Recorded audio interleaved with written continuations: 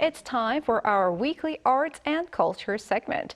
Joining us in the studio is our culture correspondent, Song Yoo-jin. Welcome, Yoo-jin. Good evening, Jungmin. So what do you have for us this week?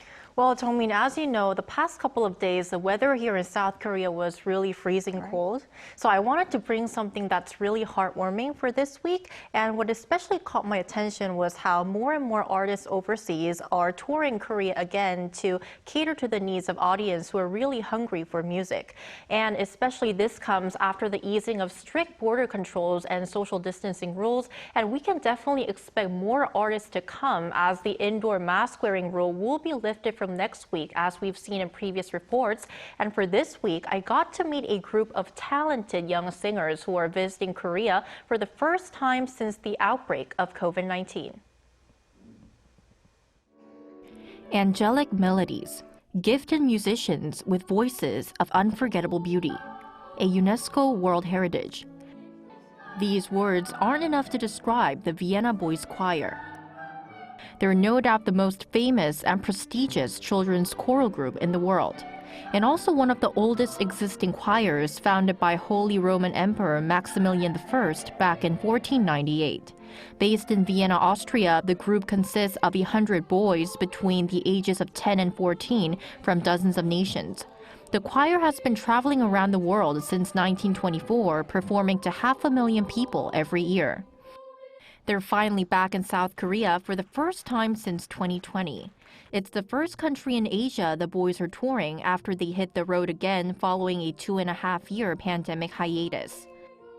Before the pandemic, the choir had been regularly performing in Korea since 1969.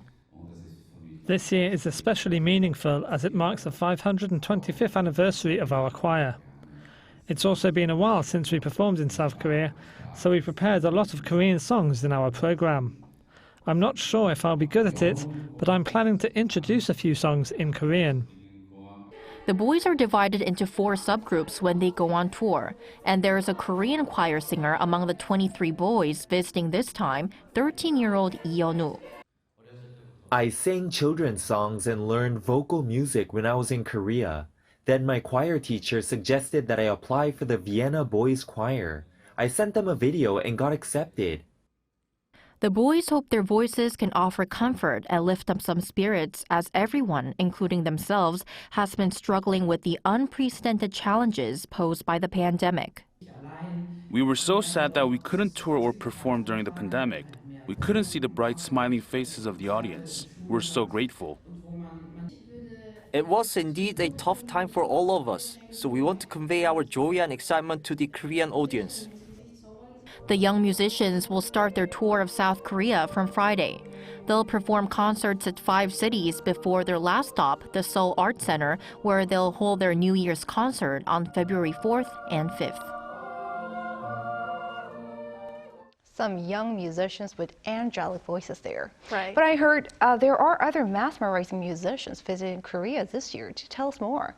Well, you're definitely right, Jungmin, and a lot to look forward to, especially when it comes to classical music. And as many of you may know, Vienna is known as a city of an epicenter of classical music, as it's home to a wide variety of classical musicians and also orchestras. And several Viennese giants are actually planning to visit South Korea this year. For one, that's the Vienna Sympathy Orchestra.